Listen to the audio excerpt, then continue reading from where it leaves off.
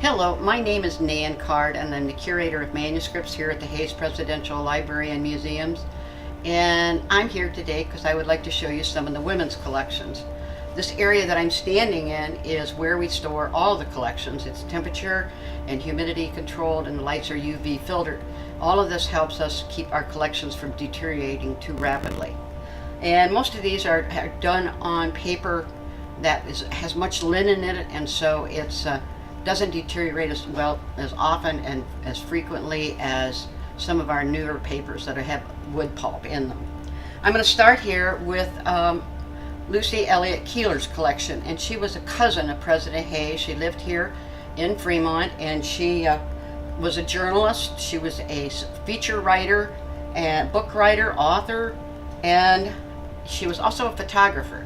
And this is one of her albums, and she took about pictures of about 13 albums, and they're dated and identified.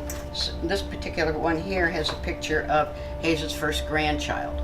The significance of these are so important because she also took pictures of the interior of the Hayes home, and a few years ago we did a restoration of the home, and they became invaluable at that time. We were able to document some of the materials that were used, the furniture. We were able to identify the carpeting and so forth that was used and restore that and have replicated materials made. These collections are very fragile, and until we can scan all of them, we have kept them in acid-free boxes that are made especially for them. But we also made what we call patron album copies. And patrons are free to look at this material, but what we do is ask them to do first when they begin is to look at these photocopies that we have in books, and then we bring it out. It's less wear and tear on the albums. And so I want to show you another collection of a woman that we just received here several weeks ago. And this is the diary of Belinda Elliott McClellan, and she was a first cousin also to Lucy Keeler and to the president, and to John R. Pease was her half-brother. And he lived here in Fremont, and he begged her to come to Fremont because she was having such a hard time raising her children. Her husband was quite poor and was in a very depressive state. So she did, and she kept this diary from the time she came, 1847 to 1871. And of course I just read it day after day to get this, just to see what she had to say about her life here in Fremont.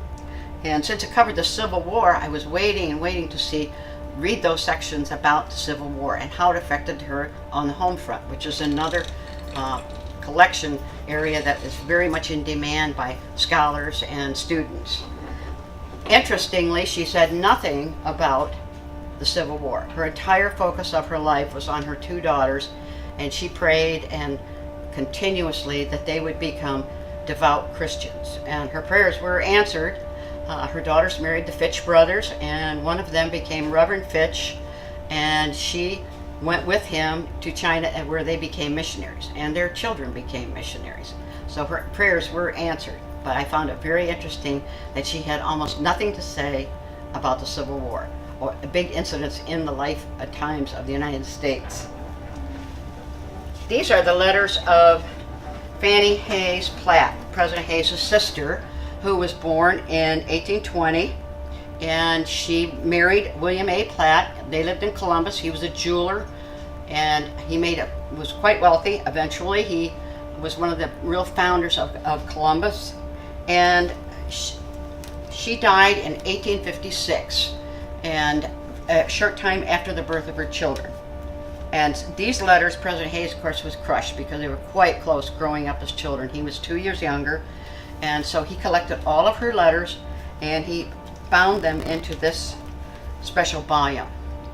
And these came here to us, and recently we digitized all of these, and you can find them on the website. And they're very interesting because as a woman, she did not have the opportunities growing up that the president did, and she was quite intelligent.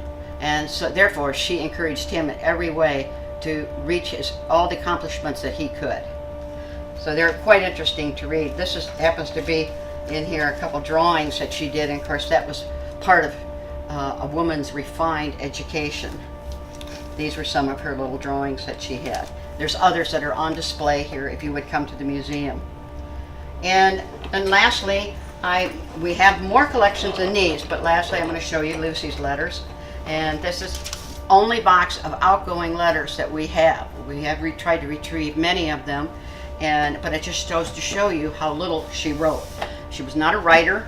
She enjoyed getting letters, and she just was more of a person of action than she was of writing letters. She did not keep a diary like the president. The president often wrote her letters for her.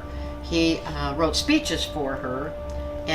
But the one interesting thing is during the Civil War, when they were separated, during almost all of the war, she wrote continuously to him, and we have those letters digitized, and you can find them up on our website. And a few of these have been typed by along the way by myself, by others, volunteers who have helped me, and so forth. But you can see her handwriting is quite small, but she was very thoughtful, very passionate and loving, and she expresses that in these letters. So despite the fact that we don't have a lot of letters and we don't have a diary of hers, we have gained much insight into her life and her married life, and that as of a mother and as a wife. I thank you for your time, and I hope that sometime you'll have a chance to come here to the Hayes Presidential Library and Museums and ask for me, and you can see any of these collections in person yourself. And we thank you for being a member and helping support us in every way.